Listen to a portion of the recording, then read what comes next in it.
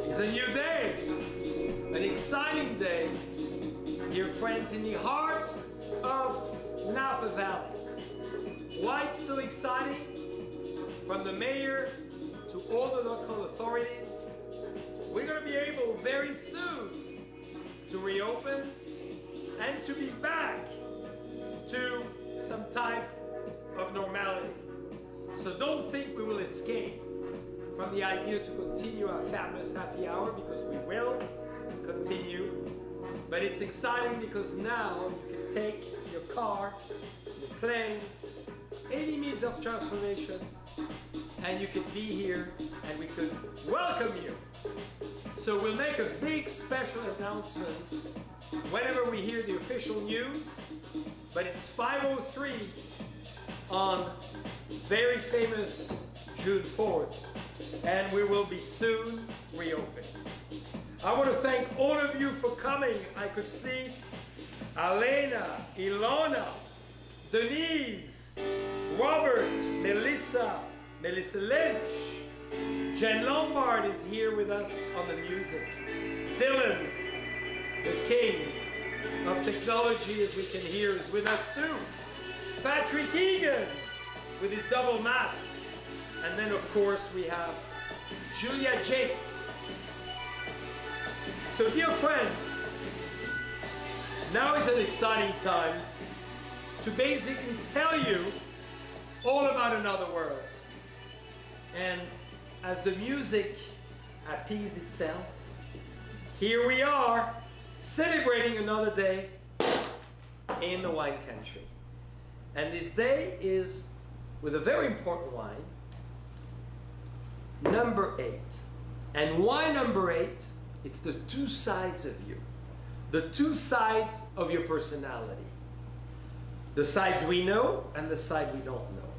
And tonight, 8, the infinity, the yin and yang, Jean-Charles, my twin, and myself, will be presenting to you the two sides of my personality. Both sides, I realized, are creative, but one more creative with the pen and the mind and the heart and the emotion and the feelings, and the other one with the mouth and the palate. So to welcome you tonight, one of our most amazing creation of all the wines we've ever made is the actual blend of the two sides of wine. Often described Chardonnay, the powerful side, the masculine side, and Pinot Noir, the feminine side. And I know I'm surprising all of you because you may think the opposite, because Chardonnay being that golden, fabulous color, and naturally Pinot, that purple gold. But in fact, they could interchange their own personality. And that's the beauty of this wine, which for me really represents sophistication, radiance, vibration, and a unique, intertwined personality. Intertwined in the sense that as well, the wine personality evolves with time. We're celebrating late tonight, early tomorrow, the full moon. It's very magnetic. It's pulling us up to the energy of the cosmos. We all of us at night magnified by the beauty of the light of the moon. We are attracted by it, and we want to discover, of course, that planet that we've been on in July of 1969. One of my dreams, and we are again, you know, going for space. And this wine is exactly this. This wine gives me the energy, gives me the power, gives me the emotion to want to overly achieve the other side that happens to be a temptation. What is a temptation to me is obviously allowing my creativity to free flow and to become reality. One of my dreams has always been, of course, to create, design for my own self, but more importantly for all of you. And as I create wines, I think often about what I see, what I want to see, and what I observe in the world of nature. So I started a few years ago something that you must all do, is to really allow yourself to be the creator of what you have in your own heart, your own soul, and your own spirit.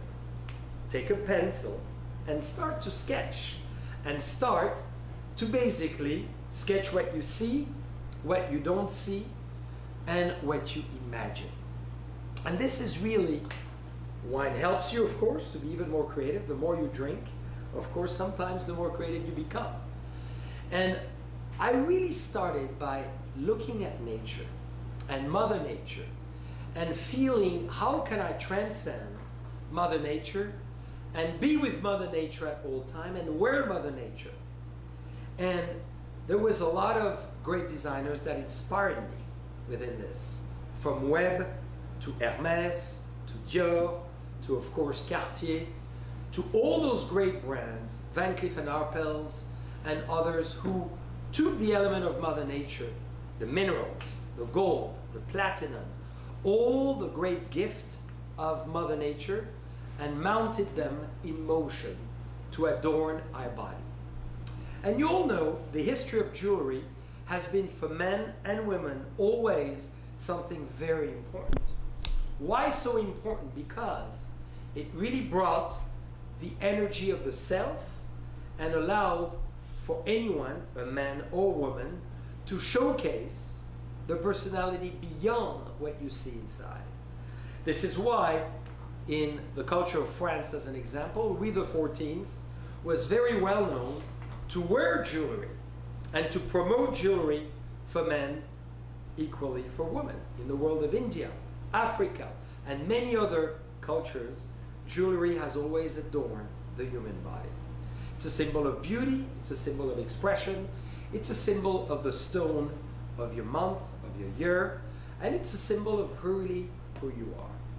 So my story as the other JC was to basically take a pen, and I happen to love fountain pen, and start to draw. And one of my fascination has always been what surrounds the vineyards. So I started to draw the rootstocks, the grapes, and of course the leaf, and of course whatever comes with it. So it was a very exciting journey because I never thought in history that I could ever do jewelry. I love the stones, I love the colors, I love the mosaic and the kaleidoscope of what I wanted to create, just like a wine. I had a vision, but I did not know how to execute it. So I started to grow, and grow personally and intellectually, just like this little lovely frog. And you know why a frog? Because we are all the symbol of frogs in France. The English always called us the frog. And the frog is the symbol of transformation, fertility, and obviously becoming something different. And I simply started to really play with the idea that I want to draw what I see because I love Mother Nature, but at the same time, I want to have my own interpretation of Mother Nature. That was my first idea of how to draw what I see, but how to reinterpret what I see with my own surrealistic way of looking at the world. And that was my first jewelry, and one of my first one here. You could see this is a fabulous snail, and those two are the two symbols of being French, in fact. You know, we call the snails because we eat them, and we call the frogs because we love the frog's legs. Those two happen to have been a key part of the vineyard's life. As early as a young boy, I was picking up snails with my grandfather. As soon as the rain would come, you would start to see snail, and he would say, I know how to prepare them. And I know how to make them crunchy with a beautiful garlic and parsley sauce. You're gonna love it. I'm delighted actually today, my daughters are in love with snail in garlic sauce. So whenever you want a great snail, I can give you the great recipe. But I love the snail for what it meant. I love the idea of how it moves, how it protects itself, and how it becomes again in its own with all that beauty and correlation. So I simply designed this lovely snail that I love, as you can see, adorned with beautiful Swarovski diamond, and in the middle, in the heart, not that the snail had a heart, but we do as we look at it, that incredible piece of ruby. That was one of the pieces I loved and I became very passionate about, which started to be, you know, very successful in its own way and really brought the world of nature. And the symbol of speed, but with a very slow movement. What I mean by that is the snail, you know, goes and knows where he goes at his speed, but he always gets there. The other idea, which obviously was one of my favorite, was this frog, that symbol of, you know, fertility, joy, happiness. And I had to draw the frog with emerald, because emerald is one of the most beautiful stone there is, brings nature, that beautiful purity and green. And she's, of course, rose gold and adorned with all those diamonds. So I really encourage all of us to draw, to design, and to persevere. And as I started this journey, I did not know where I was going, unlike the snail. I thought I was going in a direction that I was mapping, but in many ways, not at all. And I think that's the cool thing of what you create. As Picasso used to say, you start with a canvas, a direction, and you never know where you end up. And often, you end up in the opposite direction of where you intended to start. And I think that's the beauty of how life is and how we could live our life. And often with wine, it's the same way. This wine, as an example, is a dosage below 10 grams. I wanted something very settled, very elegant, very refined, which bring, you know, the two worlds of Chardonnay and Pinot together. And we ended up with a light dosage in order to really let the wine express itself. And what is interesting with this wine and why we wanted to choose this wine for all of us to enjoy tonight, it has that amazing metallic label, very big innovation in the world of wine, borrowed from the world of perfume, as it is a plaque we applied each and every one of them by hand, with that beautiful bottle that is a special design with those hands, this one, that really drew all those lovely grapes on it. So I believe we can all be creator of our own world. And I often say to all our places and venues, I love to design the world I want to be in. And I encourage all of you to think of this. As people come to your house, which will soon be the case again, you create your own world and they get an impression of who you are by what they see, by how you make them feel. And this is why it's so fun as well, specifically for me, to sketch always my paintings or ideas of the image I want to portray. I very rarely buy art to buy art because I love to create the visual that I want you to experience when we were together. This is why in a few weeks we're going to bring Stanislas Koska. It's going to be a lot of fun. He's actually going to be in 2 Fridays from today painting with us as we talk wine, we talk paintings, we talk art, and we talk about talent and what is possible. Because let's make sure we all know that all of us have talent.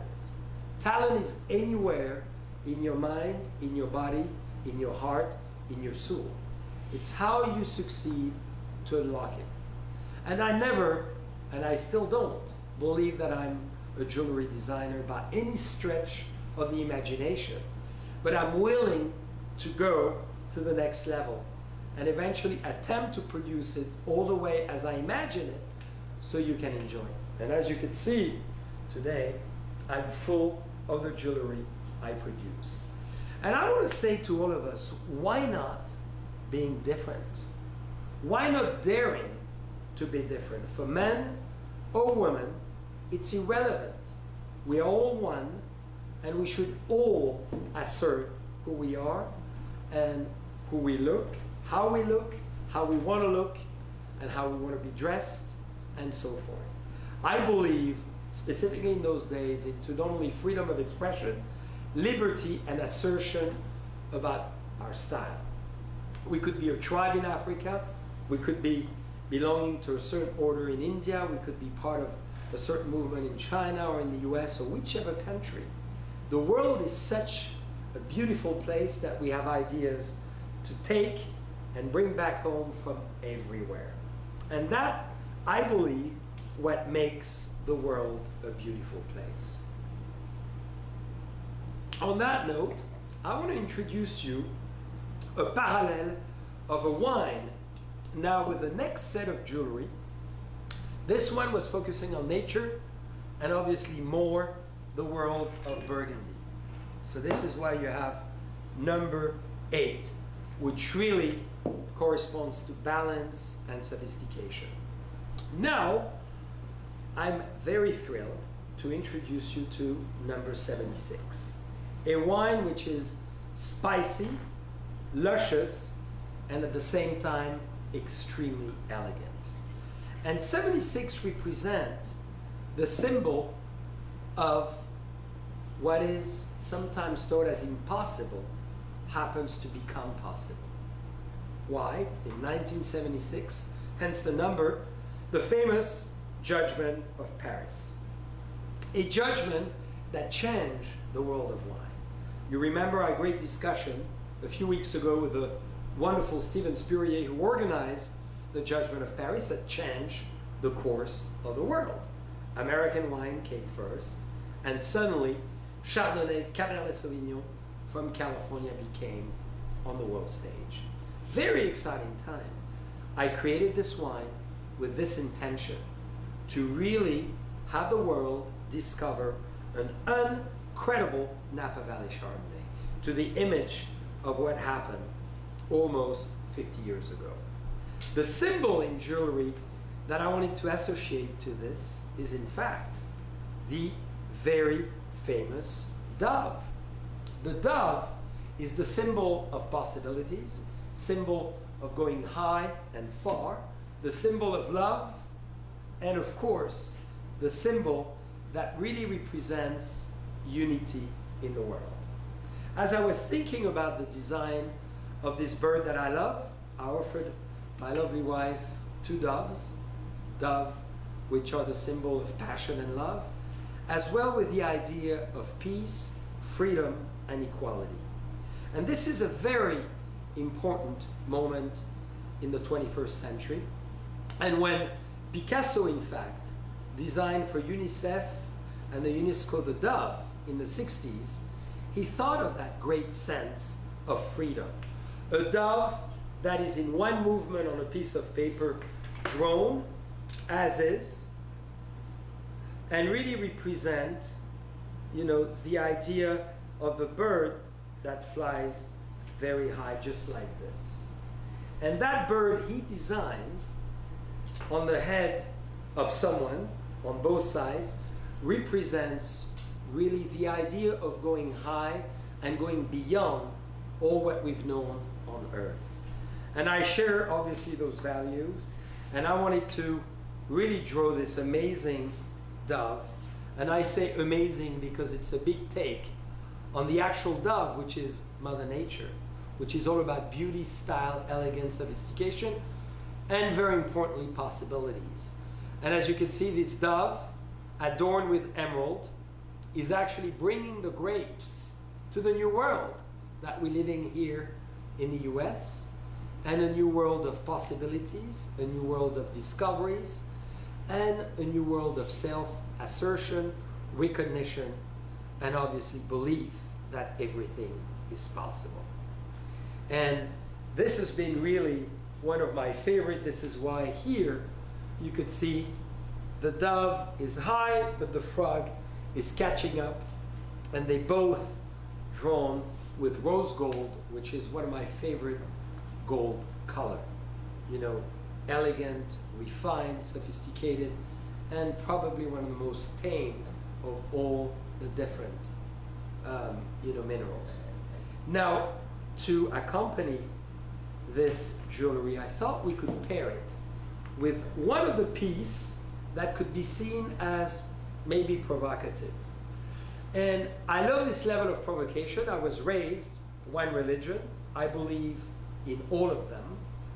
From any one of them, there's something great to take. And I believe all gods have a great and positive influence in our world. Therefore, I took a cross, or a take on the cross, very similar to Salvatore Dali, who did a piece like that in the 60s, which was an unbelievable piece in the sense that he attached a lot of jade to it and other beautiful stones, natural stones. Here I have the hands giving birth to belief at large. For me, the cross, symbol obviously of Jesus Christ, but it doesn't have to be, symbol of growing and going high and wide. And the hands hold it, and obviously wide, with hands on both sides reaching as wide as they can around the world to bring people together thanks to those very sexy grapes.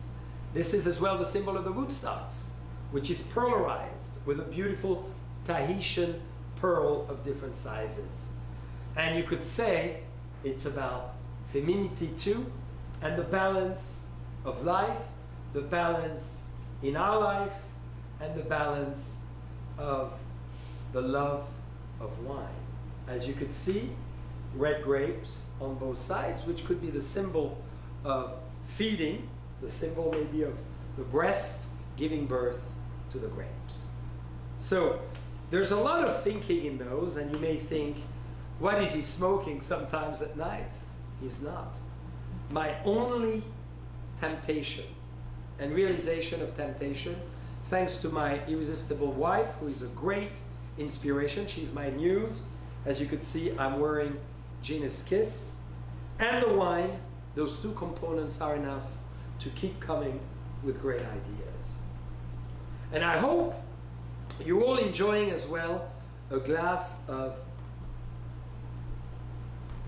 76, because as I taste this wine and I bring the world together, which should be our message, after the week we live in, we belong to one world, one belief, one vision, which is great humanity.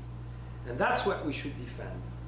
And here, what we're defending is not France is better than California, is not Italy better than Australia. It's one great world of wine with different taste, different flavor profile, different color that all contributes to an excellent result.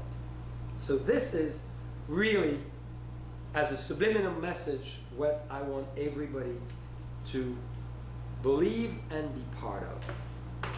Now, after number 76, we got to try another wine which has lived a very tumultuous life, number 22. Why 22? 2 times better than 11. Why? Because it's intense, intimate, and a very powerful wine. And for that reason, I wanted to select 2 very powerful symbols of our society. One, that is of course the dollar symbol. But as you could see, you could revert it and have it in different ways and a play on it.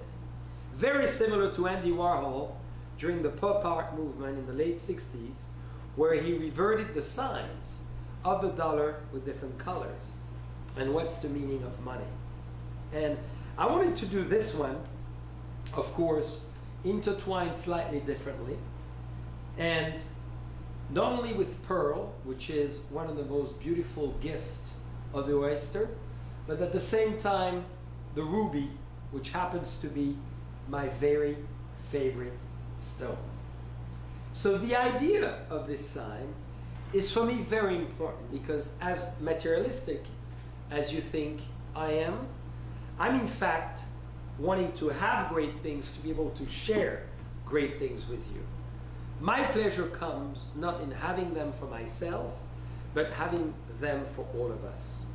My joy and happiness, which is important for all of you to find, comes when you have a smile. When you tell me it's a great wine, when you tell me it's a great jewelry, it's a piece that makes me think, that enlightens me, that inspires me, that makes me question myself and my senses. This is why I love this dollar symbol, because for me the dollar is just a mean to get not to a social status, not to a privileged place in the world, because I believe in a very equal and balanced world, but a symbol of being able to share great things and afford great things for others. And this is why I wanted to make this sign so powerful and intertwined with such a meaning. The other piece of jewelry, of course, is one of my favorite. And that other piece really brings the essence of who I am. So look at this piece. I'm wearing it here and often at all time. This was one of the pieces I actually designed, very fortunately, with my grandmother. And that's why I want to leave it for last, for all of you to think of. She was telling me, Jean-Charles, why do you love grapes so much? And what does it represent? I believe she was 101 when she asked me this question, and we were at dinner. And I took a pen, this one, and I took a blank piece of paper to explain her what it meant to me. And what it means to me is life. It's basically birth, deeply rooted in the telluric energy into the earth, growth, expansion, influenced by the cosmos, so the whole galactical world at large, really anchored with beauty, energy, and a great sense of giving. It gives, of course, the elixir of God. We cannot raise our glasses without tasting. And it gives, I believe, on that beautiful leaf, thanks to the photosynthesis as well, the beautiful birth to all those berries that then give its evolution to what wine is about. So I had to have gold. I love gold. I had to have platinum. I had to have rose gold. I had to have little clusters of pearls. I had to have larger pearls. And I had to have, as always, the ultimate ruby right in the center. I wanted as well to bring the sense of wheel, which could be the inside of the berry as you open it, and as well the wheel that keeps the world turning. I wanted golden leaf. Why gold? Because I believe gold has that solar influence that brings energy to the actual piece of jewelry. And all of those jewelries, dear friends, I wanted them to have a triple function. One, a deep meaning, because I think you draw with an intention, you live your life with an intention. So that was very important to me, meaning. Two, great functionality. You could wear them as a necklace, as a brooch. Obviously, we've done bracelet and earrings. And I wanted them as a symbol of audacity and beauty. Even the fact that some of the pieces could be provocative, could be having multiple meanings, it's so fun for all of us to be able to assert who we are. Look, I have a simple black jacket when you think of it. But suddenly, white shirt with French cufflinks, Genius Kiss. And then suddenly, all the pieces of jewelry on it, the jacket looks very different. And immediately, you may have a positive, negative influence, thinking, who is this guy? What is he wearing? And why is he telling me all those things? And I think it's a great way for all of us to be able to always, the way we dress, the way we behave, but even more importantly, jewelry, the way we can magnetize others and bring them into our world. This is what I love with wine, what I love with jewelry, and how really jewelry allows me to express myself in a very different way and really bring from myself a side that I did not know. I encourage all of you tonight, this weekend, to take the fountain pen that you love the most, the color pen. Fountain pen leaves a lot of marks, as you can see, and start drawing, start imagining, start creating. Because there's no great art, there's no bad art. There's only art that some of us gravitate more than others. Remember the famous expression, we are all artists inside. We never want to grow up, and the older I get, the more I want to draw like a child. So dear friends, I'm going to wish you a fantastic end of this moon before we see a new moon in the next few days. I give you rendezvous again, of course, tomorrow. We're going to have so much fun with a great chef, Chef Dat, out of Texas and Louisiana. We're going to be grilling together, so it's going to be magnificent. Never be shy. Wear your t-shirts with your jacket, your dress, your coat, your t-shirt, or like me today, a simple jeans. Dear friends, JC and myself, the twins of the world of wine and jewelry.